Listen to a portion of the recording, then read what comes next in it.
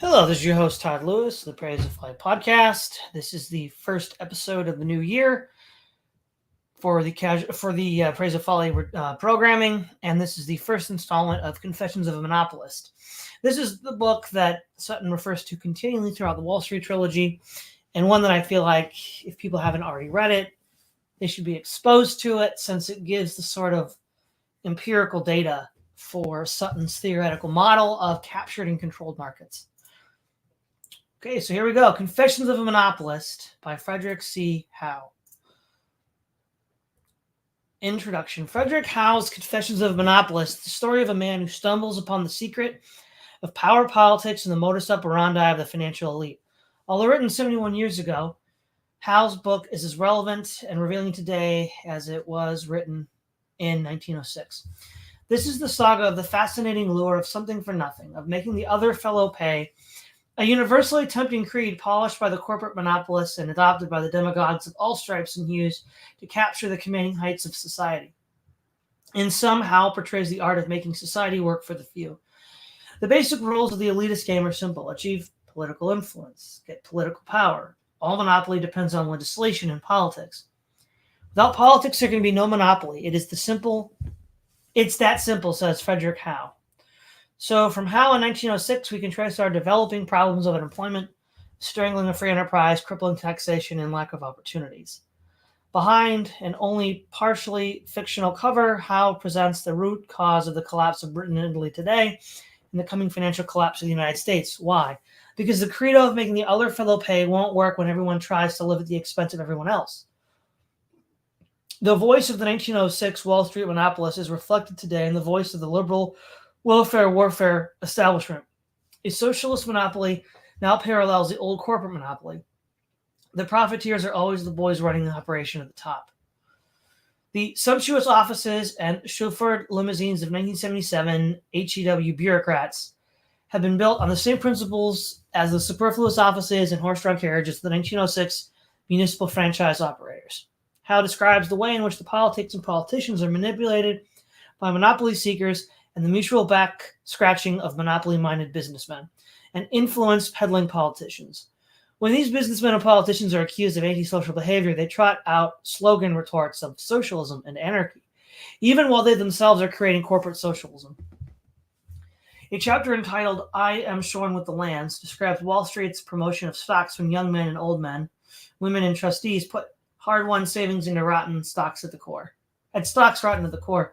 One example cited is the copper stock promotion of the Bolshevik promoting Federal Reserve Director William Boyce Thompson.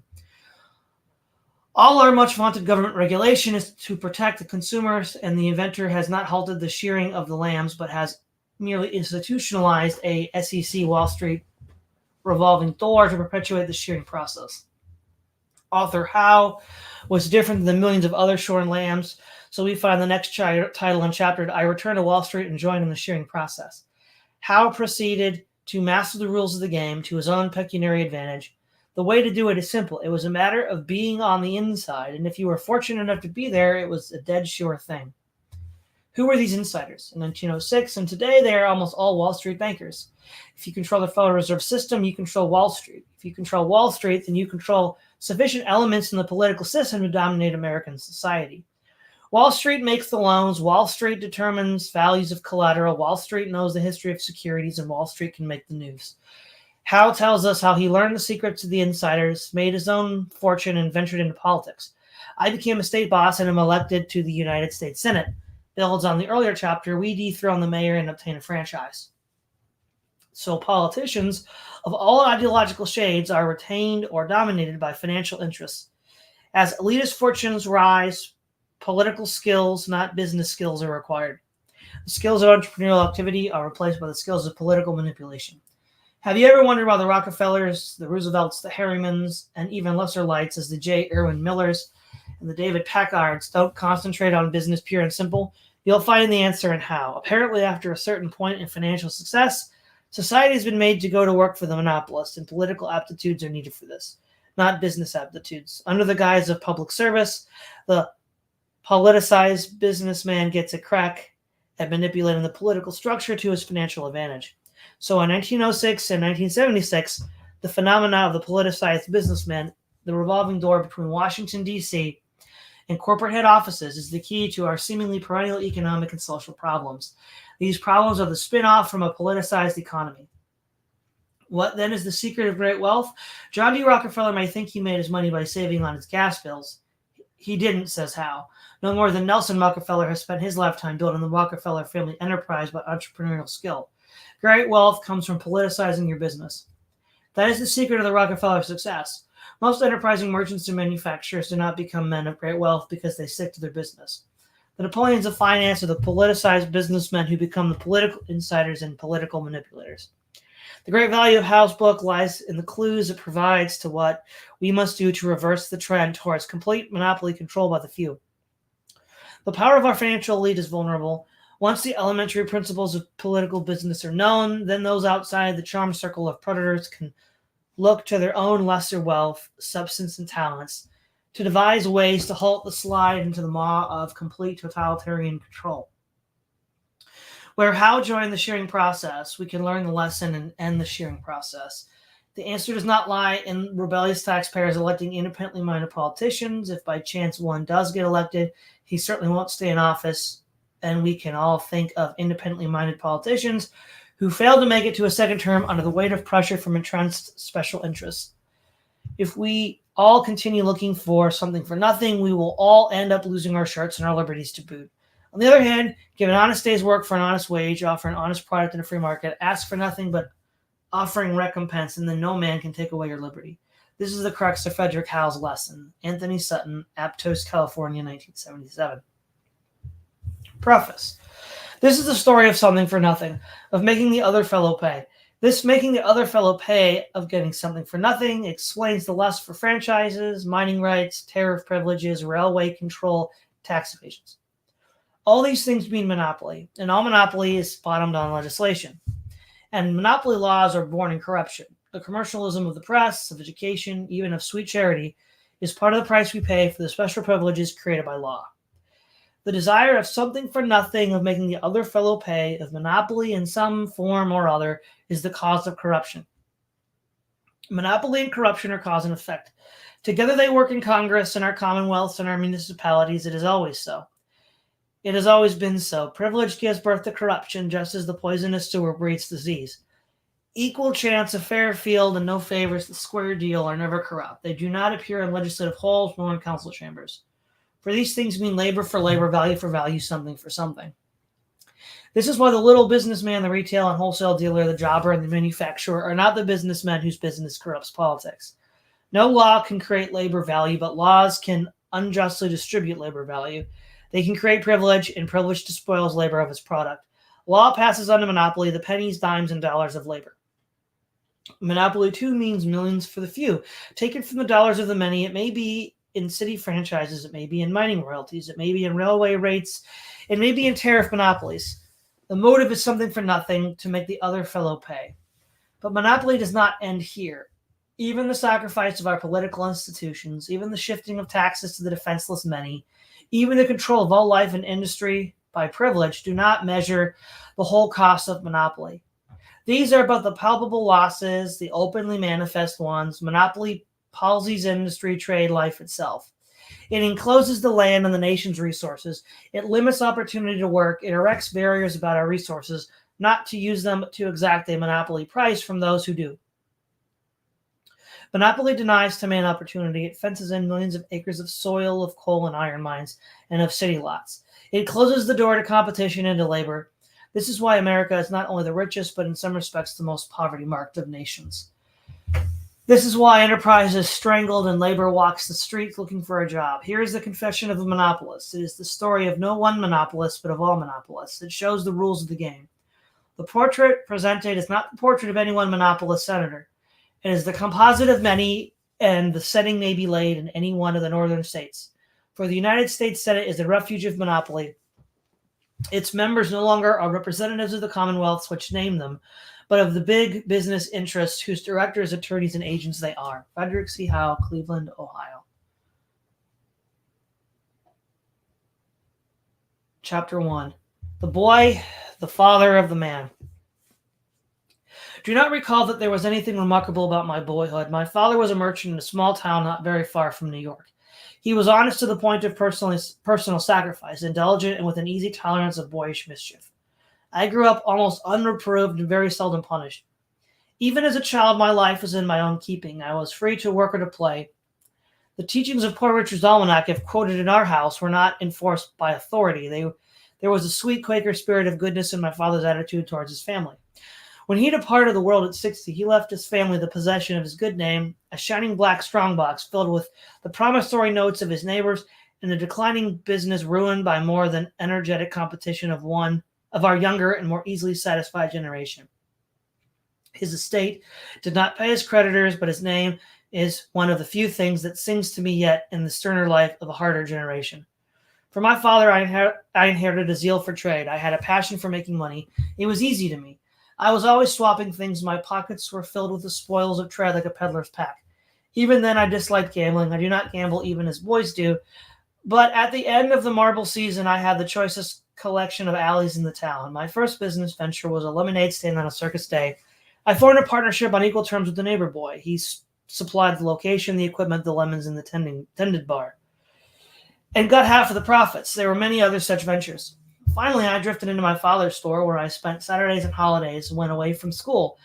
I worked about the shop and the office and on the delivery wagon, but in each I failed in turn. The men said I was lazy. I can now see that I was. I had no mind for the thing. I never got down to work on time, and a certain disorderliness marked all of my habits. Not but that I tried hard enough, but in every position I seemed marked for failure. I was forever trying to get someone else to do my work for me, or else I forgot the most important matters. There were certain rules of thumb to which my grandfather and maiden aunts were forever calling my attention, but the virtues of early rising and hard work and business thrift were not in me. I knew that I was held up as a sort of ne'er-do-well. How this hurt me in these early days. I did not seem to be able to do the things that other people set me at or to do them in their way. I took these matters seriously, and I suffered because of them. The things which were difficult to me, they have remained impossible for me to this day. I think I was about 14 years old when I began to redeem myself. I was then in the grammar school. It was about this time that the New York dailies began to reach the smaller inland towns. Early trains brought in the morning editions about 7 o'clock, and the afternoon papers about 4. At that time, they were very little read. The local papers with their patent insides satisfied the local demands. Everything I had turned my hand to in my father's business had gone wrong. And in a sort of desperation, I started to work up a routine for the delivery of metropolitan papers. It occurred to my father that a distant relative of his, who had left the city some years before, was connected with a news agency in New York City which handled the papers. And the next time he went to New York, he took me with him. He thought he might give me some pointers. We called up his friend, and in some way or other, either by chance or by design, he told me that if I would undertake to work up the town, he would arrange to let me have the exclusive right of selling the papers for a certain period. This was arranged in some way with the railroads, who were identified with the news agency. On my return, I set resolutely to work to carry this out, and soon had quite a route. In the following month, these boys who had been selling papers found the supply cut off. They were not able to understand it, and I did not enlighten them. Soon I had the other boys working for me, and in a short time was making what seemed to me to be a princely income, even though it was but a few dollars a week. But my easy gains came near being my ruin. My old habits of indolence got the better of me. I hated to get up at dawn to meet the early train and make my deliveries, and on several occasions papers were carried past the station, and the people complained about not getting them until afternoon. I then employed 2 boys younger than myself to do this work for me. They were any number eager for the job, and I think I paid competitive wages. On Saturday afternoons, I made collections, and my father set on the remittances to the news agency in New York. My easy success was reestablishing my self-respect, but at the same time, my lazy habits were distressing my solicitous, Puritan-minded aunts and relatives. I violated all the rules of business and still succeeded. Such habits, they thought, were flying in the face of Providence. They did not conform to those steady-going ideas of attention to business that were held up as the secret of success. And yet, as I now look back on them, I could see that for some reason or other, the same rules of business brought one after another of the men whom I knew into the insolvency court. So I loafed, and I fished, and made my weekly collections and succeeded in spite of the predictions of my relatives. For so long as I had an exclusive contract with the news agency, which evidently had a similar one with the railroads, I could do as I pleased. No one could secure the papers, and hence no one could either cut the price or improve the service. I was free from the fear of competition, and so long as I served the people sufficiently well to prevent any serious complaint about being carried to New York, I was secure. I dimly appreciated the situation even then, and partly by chance, partly by design, I have pursued the same policy in my business ever since. I kept out of competitive business, that is, business which anyone could do or in which there was any risk. And if I did enter into some competitive business, I tied it up with something else so as to make a monopoly out of it. Years later, I did this with some coal mines and thus controlled the entire market. And the principle underlying my first boyish business venture has been the secret of all my subsequent success. This was true of the gas and street railway business. It was true of the coal mining and steam railroad undertakings. In the financing of the immense business ventures which were placed on the market in 1899 and 1900, the same policy was followed. Opportunities were offered me to go into the combination of many industries, such as baking and furniture manufacture, machine shop, and pipe consolidations, brick making, and sewer pipe companies. Some of them have been a success, but the majority failed. Others there were, like coal mining and iron, ore, gas, electrical lighting, and street railways that I knew were safe, for they could not be duplicated. They were natural monopolies, and while many of my friends who went into these trusts against my advice lost the plants they had spent their lives in upbuilding, the consolidations that I carried through, those which were bottomed on the land, have all made big money. For labor can always build factories, plants, and machine shops, but all the labor in the world will not duplicate a coal or iron mine, and nothing short of an exodus of all the people could destroy the value of a city franchise. Those days of my boyhood still stand out in my mind. Never since have I enjoyed such unquestioned preeminence as I did in the days when all boys at school number 3 begged for the privilege of employment and treated me as a young captain of industry. For I always had dimes where they had pennies. I always had candy where they had none, and better still, I always had excuses to explain my absence from school while they labored over the things we all hated. In the summer vacations, I employed a number of boys to canvass the town. They went to the stores and homes of the people. I began to handle magazines and periodicals as well as the metropolitan dailies. Those who already subscribed directly willingly gave me their orders because of the earlier delivery. In time, I rented a small newsstand. I was selling about 1,000 papers a day and about 100 magazines a month. This was a fabulous income for me, for it realized from $50 to $75 a week. My expenses were less than half this sum, and I felt as rich as a prince. The wonder is that I did not ruin me, but I kept my head, saved some money, and liked the position of importance sufficiently well to give it to proper attention. From time to time, the news agency extended the contract and continued it for several years. When a change being made in methods, I was ruthlessly succeeded by an older man who became the agent of the company. While this seemed a cruel blow to me, it was, in reality, the greatest piece of good fortune. Had I been left undisturbed, I should in all probability have lived on in easy comfort in a community which had already reached its growth, and finished my days along with my schoolfellows, the majority of whom are still to be found there, clerking in the stores, driving delivery wagons, or working as laborers. I had just completed the high school course largely by the grace of the teachers when the agency was taken from me. But at this time, I was earning more than many men out of their business. I made a struggle to continue the news agency despite the action of the railroad. I endeavored to secure my papers and publications directly from the publishers. But by some arrangement which existed between the railway and the news agency, it was impossible to do this. And I soon relinquished the idea and concluded to enter college. Up to this time, my work at school had given no promise of academic interest or professional ambitions. Everybody said I was capable enough but too lazy.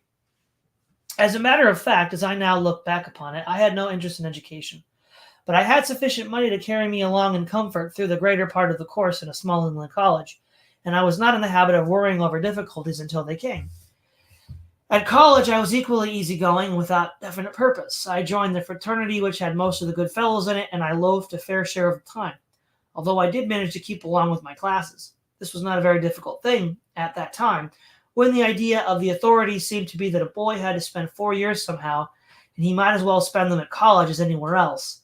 I also took a hand in college politics, was interested in college journalism, received some honors at the hands of the students, and graduated 4 years after I entered about the middle of my class.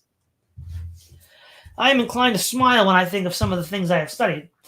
I had to take all the Greek and Latin in the course, and in addition, a term or two of a score of other studies, of which I cannot now enumerate even the titles. I was interested in political economy, but when I take down my John Stuart Mill and see what he says about wealth, value, cost, labor, etc., and compare his photograph of society with the society which actually exists, I feel it could not be recognized as the same thing by anyone living in it. If medicine, surgery, architecture, law, bookkeeping, or any other science is taught before the same resemblance to the real thing that political economy does to life, men had better go someplace else for an education than to college. Possibly the universities are teaching different things today than they did then. Certainly the Robinson Crusoe-like descriptions of organized society as it appeared then in the textbooks on political economy did not give a man much of an equipment for the solution of its problems.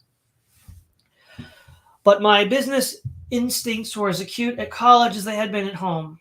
At the end of the second year, I found my funds running low and realized that I must either quit college or increase my income. I could hope for nothing from my father, who was slowly being involved by the fiercer competition of business and the burdens of a large family. I hit upon two expedients. I went to the president of the college and told him my situation, and asked whether the faculty would permit me to use an unoccupied room as a bookshop. Having secured this consent, I went to New York and canvassed the publishers for the exclusive sale of textbooks. As there was no bookstore of any proportions in the college town, I finally secured this privilege, and on the opening of the new year, equipped my store with the textbooks, stationery, and student supplies, which I placed in the hands of a student more needy than I was myself. I carried this on during the balance of my course, despite the protests of the bookhouses in the town, who were cut off thus from their principal source of revenue, and it yielded me a revenue adequate for all my needs, which were rather more than the simple life of the college demanded. But before the end of the year, I planned another stroke. I had noticed that the railway entering the town owned all the land approaches to the station. They were able to exclude anyone from their use or give it to anyone whom they desired. With this in mind, I approached the station master and finally agreed to give him a certain sum of money every month if he would grant me the exclusive privilege of coming on the railway premises with hacks and transfer wagons. He took this up with the higher officials and finally secured their consent. With this assurance, I purchased several carriages and an express wagon, and when the rule went into effect, my drivers were the only ones who could approach within 1,000 feet of the station. Naturally, I got all the traffic. My business boomed. The other drivers protested and stormed. When they went to the station master, he said he would report their complaints, but the only satisfaction they ever got was an assurance that the officials in the matter under advisement. In a short time, I had a monopoly of the business. The privilege which the railway gave me made it impossible for anyone else to compete, and at the end of a few months' time, I was able to buy out such wagons and carriages as I needed, while the other men, one after another, went out of business. At the close of my college year, I was several $1,000s to the good, but as undecided as ever to my career. I had no liking for teaching or medicine, and while other members of the class were preparing for their future work, I found myself drifting as before. Upon graduation, I was as much at sea as ever, and returned home to find my father in declining health and my family in need of my assistance. For lack of something better to do, I registered for the study of law in my uncle's office and went through a tedious and laborious course in Blackstone, Koch, and some other old dignitaries whose names I have since forgotten, and at the end of 2 years' time, passed my examinations and was admitted to the bar with about the same formality and with a little more difficulty that I had been seeking admission to the church. I knew a great deal about the feudal system, about fines and recoveries, estate's tale, and the rule in Shelley's case.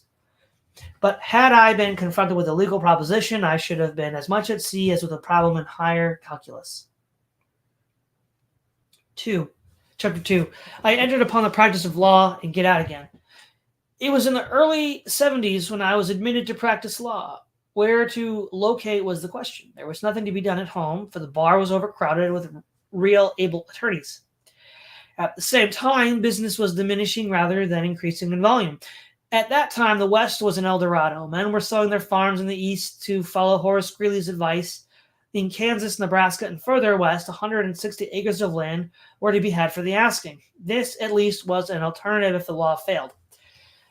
I fell into the current, visiting Pittsburgh, where I spent some weeks, and then I drifted on to Chicago, which had just passed through its devastating fire. Finally, I had from an old college friend in another city who spoke with much enthusiasm of the opportunities there. I joined him. Fortunately, I had some little money left. But my aims and ambitions were as indefinite as ever. I felt an instinctive inclination to business, and yet business as a clerk or an office did not satisfy me. I spent considerable time drifting around. Finally, with a letter of introduction, I made my way to the office of Judge Johnson, one of the leading lawyers in the city. He had recently retired from the bench and had a large practice of a mixed description. He was a lawyer of the old school. He handled real estate, was administrator or trustee of many properties, and represented the leading railway entering the city. I presented my credentials to him, and he finally gave me office room and entrusted me with the collection of his rents. I spent a number of years in that office, and there learned all the law I ever acquired, but the law did not satisfy me. It was too dry and too intricate. I used to sit in the long, dusty library and contemplate the backs of such books as Biles on Bills, Bump on Bankruptcy, and wonder how men had ever brought themselves to the task of collecting and digesting the thousands of cases found between the covers. The law might be the sublimity of human reason, as Coke said, but when I contemplated its workings, I questioned it. The poor were harassed out of whatever rights they had by delays, costs, and expenses. I was frequently sent out to gather testimony preparatory to suit. In cases where men had been injured or killed in railway accidents, for our instructions were to settle nothing except as a last resort and to carry all cases through to the Court of Appeals. Judge Johnson used to accept the verdicts of the juries with quiet equanimity, for he usually managed to get some error in the record which enabled him to secure a reversal in the high courts. He was said to be the most successful lawyer on the line, not through his ability to move a jury, but rather through his ability to tangle up a case so that he got relief from the appellate court. This was his policy, and as it took from 1 to 2 years to get a case tied in the lower court and 2 more years to get it through the upper courts, the delays usually wore out litigants until they were willing to settle on almost any terms. All these technicalities and delays bored me. Then, too, it hurt my sense of simplicity and justice to think that it required 3 or 4 years, 2, and sometimes 3 or 4 trials, with endless costs, pleadings, papers, and conferences to determine whether a man had been injured by his own negligence or that of the company, or whether A or B owned a piece of land. Then, too, it used to offend me to see a case thrown out of court because the lawyer had sued in trespass and not in case, or had made some other technical error in his pleadings. When I contemplated the statue of justice which adorned the top of the courthouse, I used to feel that under the bandage which covered her eyes, she must be laughing at the way we were doing things below her. All these things made the law repellent to me, but it was not at this that I revolted. Some years after I began to practice, our office was ordered to foreclose a large number of mortgages upon farms along the right-of-way of the railroad which we represented. I investigated the history of the transaction and found that when the railroad was built, its representatives had gone along in advance of it and introduced towns to vote subscriptions to its capital stock. Further than this, they had talked to the farmers and told them that the railroad would greatly increase the value of their land and afford them an easy market for their produce. By such means, they had induced the farmers to mortgage their land and exchange these mortgages for stock in the railway. The railway promoters had then used these mortgages, together with the railway right-of-way, to secure a large issue of bonds, ostensibly to pay for its construction. But instead of proceeding honestly, a construction company had been organized, composed of the same men who were back of the railway. This construction company contracted to build the road for a fictitious sum greatly in excess of its costs and take its pay in the bonds. These bonds were issued, the railway partly constructed, then default was made in the interest, and a receiver appointed by the courts. The stock which the towns had bounded themselves to subscribe for was worthless. So was the stock which the farmers had received. And with the foreclosure of the railway, similar proceedings against their farms were instituted also. The farmers naturally resisted. Slowly they came to realize the situation. They organized against the processes of the courts, but gradually one after another, the farmers were foreclosed, and the property bought in by speculators at ridiculously low figures. I could not stand for this, and my lack of interest in court work increased rather than diminished. I have watched the courts ever since, they were ever better in those days than they are now. In fact, the position on the bench was at that time the highest honor in the community. Since then, the bench does not command the best lawyers. As a matter of fact, in many instances, the best lawyers could not be elected even if they chose, for the boss who controls the party usually makes the nominations for the bench just as he does for the legislature. Today, in many states, the judges are chosen by men who want to use them. And they know pretty well before the convention what a man's equation of prejudice or party loyalty is. I used to think the bench was almost sacred, but I have come to find it very human. On political questions, as partisanship crops out, whether it be a state or a federal court, the local trial courts do not dare go very far away from the people, for the people are their neighbors. So you will find the lower courts more likely to respect popular opinion than the appellate ones. Not infrequently, the appellate courts are nominated by the organization for political or private purposes, and they are never permitted to forget it. It was for such reasons as these that I gradually drifted away from the law. I remained in Judge Johnson's office and took care of his business interests, of which he was careless. One day he put me at work examining into a proposed right-of-way of a new railway which was planning an entrance to the city. He told me the road was to be built and where its terminus lay. This turned out to be another of those lucky turns which have seemingly come to me from time to time throughout my life. I realized that this would greatly enhance the value of property about the right-of-way and the terminal, and proceeded to acquire options and buy such land as I could about the proposed railway site. In this I took little hazard, for the city was growing rapidly and the investments were sure to be sound, even though the railway was not built. But fortunately for me, it was constructed as planned. As soon as its right-of-way was acquired and its terminus known, land went up by leaps and bounds. I sold some of my options at twice their cost to me, but held on to the majority of them. Some of this land I still hold. All of it went up from 200 to 300%. Some of it is now yielding me an annual income far in excess of its original cost. In a few years' time, by this lucky strike, I had become independently rich. But little of it had come from my law practice. And as time went on, I abandoned that which I had and devoted myself to real estate speculation, into which I entered with a zest and delight that the law had never inspired. Chapter 3. Enter politics, and politics becomes my business, my first lesson in finance. Politics has never interested me up to my 13th year. I went to the polls when a president or governor was to be elected, and occasionally to the primaries. But I went with about the same feeling that I paid my taxes. As for city politics, I know nothing about it. It was bad business anyway. The city seemed to be ruled by a sort of underworld that only touched me as a property owner and occasionally aroused my disgust through the disclosures of corruption that seemed to mark the city council. To me, a politician was a sort of wizard who had no ostensible business.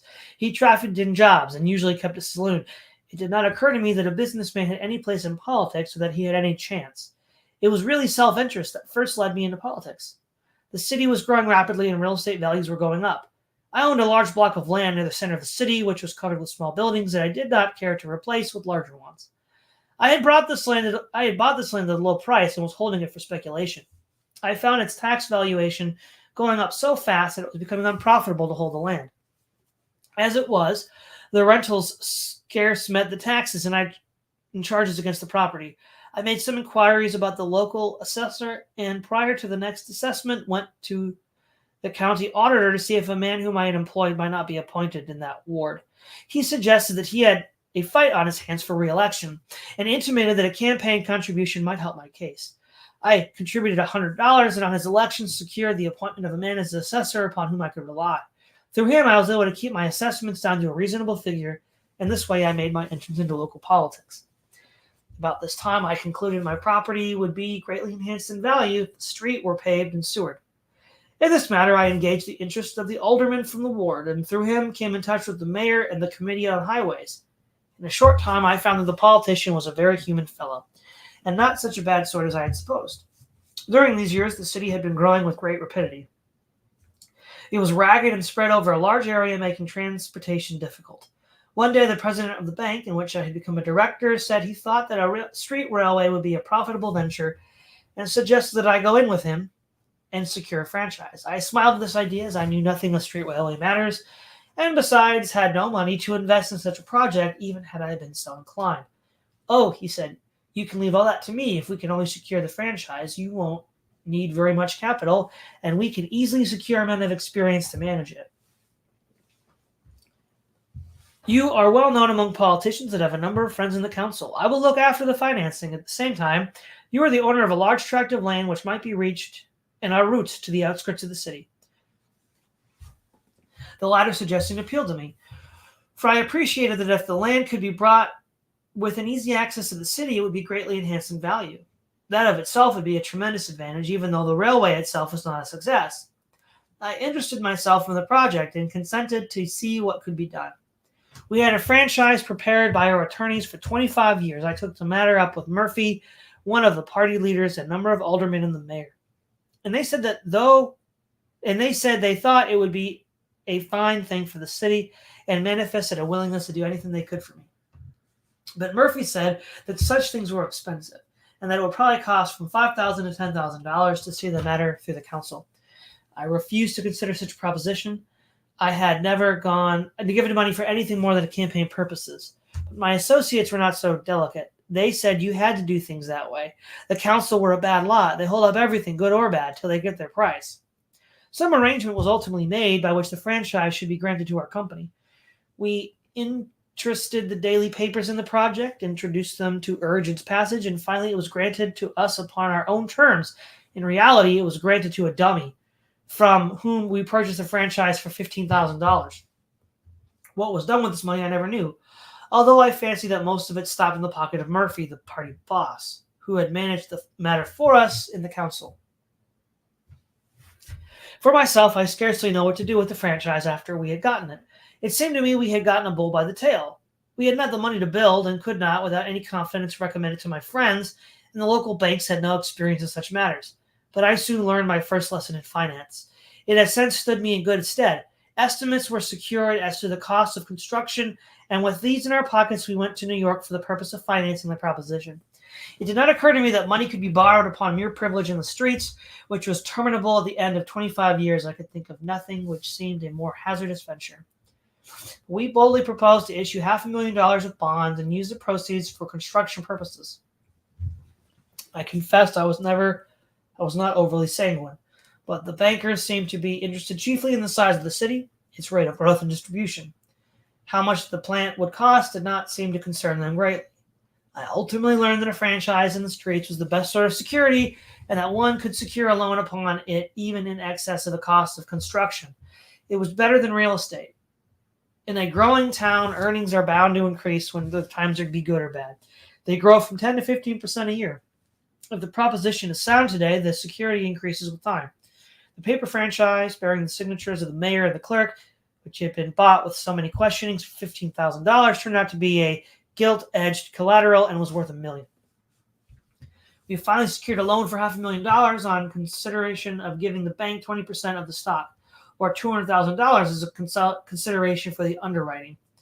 We issued $1 million of stock and found ourselves to the possessors of a street railroad $800,000 of stock certificates, which had cost us nothing save the influence which we had among the politicians and an outlay of a few $1,000s. From the first, the road paid interest and operating expenses. So gratifying was the result, and so rapidly was the city growing, that we projected it into other streets. Within a few years' time, we had increased our capitalization to $5 million and secured such extensions and franchises from the council as were necessary to complete the system. In large part, we did this without resorting to corrupt methods. There was such a demand for service that we organized the citizens or real estate speculators of a neighborhood who fought our battles for us. We used to send delegations to City Hall, clamorous for an extension, so that it appeared to the people that the company was conferring a favor upon them by building new lines. In 5 years' time, our earnings had doubled. And within that period, I had made in the neighborhood of $1 million in a business which, in a few years before, I knew nothing of, and in which I had not invested a dollar, and into which I had put very little time or energy. I had gained much experience by this time. I knew the value of such properties and was now in touch with banking institutions in other cities. I looked upon the matter of artificial gas and found it to be even more profitable than railways. I got in touch with a gas contractor who was willing to erect such a plant and take his pay in bonds. I then moved on the council and succeeded in getting a franchise from the city through the aid of the newspapers, one of which I had an interest in, as well as the local boss, whom I had taken into partnership on several deals, which had proven advantageous. I was slowly becoming identified with politics. And through the agency of the bosses of both parties, I was able to line up both Republican and Democratic councilmen. In this instance, we paid nothing for the franchise, although considerable stock was distributed among the local newspapers. And some of it was advantageously placed in the hands of political leaders for the purpose of protection. At that time, it was not necessary to use money as it was later. Everyone was interested in the development of the town and was proud of my enterprise and daring in venturing to construct a gas plant. As a matter of fact, at this time, I was looked upon as a public-spirited citizen. I was building up the city. As I said before, the gas proposition was easily financed, for the contractor accepted his pay in bonds, which he had readily negotiated, leaving me in possession of almost all of the capital stock. From the start, the gas plant paid handsomely. As time went on, we extended our mains into all parts of the city and found it even more profitable than the street railway. Our earnings increased by leaps and bounds. In time, we introduced economies and dispossessed of the byproduct so advantageously that we were able to place gas in the mains at but trifling cost to ourselves. The earnings from the sale of gas were velvet. I was becoming more closely bound to politics every day. We had contracts with the city for lighting the streets as well as the public buildings. It was necessary to protect ourselves from striking legislation. I made it a point to become acquainted with the councilmen. I knew them by name and kept myself acquainted with their families and businesses. The same thing was even more true of the street railways. We were always wanting some extensions and privileges for the erection of poles and street work. From the first, I was a large contributor to campaign funds. As a matter of fact, we made our contributions to both parties. I had chosen as mayor of the street railway a leader of the Democratic Party who was thoroughly familiar with ward politics. He knew all the boards. He cemented his friendship by giving employment on the line to their friends and relatives. He was constantly about the city and was known as a good fellow, so that he could secure almost anything he wanted from the councilmen of either party. In time, he practically dictated aldermanic nominations in their lower wards. I used to accuse him of taking children out of the cradle and training them for the council. He maintained his control of the members of the council in many ways. He would get a man under business or personal obligations to him and then secure his nomination for the council. He would provide him with funds and get the organization back of him. And in this way, we had little difficulty with the Democratic aldermen. Others were reached in other ways. We permitted one to handle our scrap iron, another shot our horses, another had all of our insurance. There was always a lawyer or two whom we could give some sort of business to. For among us, we controlled or were able to influence many lines of business. Our manager was invaluable in many other ways. He organized the council through his intimate acquaintance with the members. He would get the fellows together for a caucus. At the meeting of one of his friends would be chosen for president and another as clerk. Through the president, the committees on street railways, streets, lightings, and the like would be made up. And as the council was mostly composed of men from the lower walks of life who devoted little time and attention to their duties, he was able in this way to control such legislation as we needed. In much the same way, I became identified with the Republican organization. The city and the county were Republican by a safe majority, and my large contributions to the campaigns gave me a position of standing in the party councils. I was made treasurer of the executive committee. In time, I came to dominate the organization. This was a comparatively simple matter, as it was held together largely by spoils and was dependent upon the source of supply. At the same time, the interest of the general public was sporadic. Just as I had previously found it necessary to protect my real estate through the ward assessors, I now found it necessary to protect our gas and railway properties from excessive taxation. They were worth millions in the market, but they could be reproduced for a very much smaller sum. It became a matter of moment to us to have them assessed at their structural value, and the first favor which I asked for the organization was the naming of the city auditor. I appreciated that by one stroke of his pen, he could increase our taxes hundreds of thousands of dollars by merely estimating our franchises as taxable property. This we were able to prevent through our control of the organization and the selection of a man known to us to be safe. For the same reason, I was interested in the appointment of the director of streets. We were constantly tearing up the railways for gas mains and for street railway purposes, and a hostile director had it in his power to cause us a great deal of trouble. In this almost unconscious way, I ultimately became the leader of the Republican Party in the city and county. I did not achieve this position as an ambition, but drifted into it naturally from the necessity of the situation. And as afterwards transpired, it was fortunate that this was true. Okay, so we'll end at chapter 4 for tonight. Hello, Corbin and GF. All right, everybody, that's all we have for tonight. Make sure to tune in next week for part 2 of Confessions of a Monopolist. This is Todd Lewis of the Praise of Folly podcast, signing off.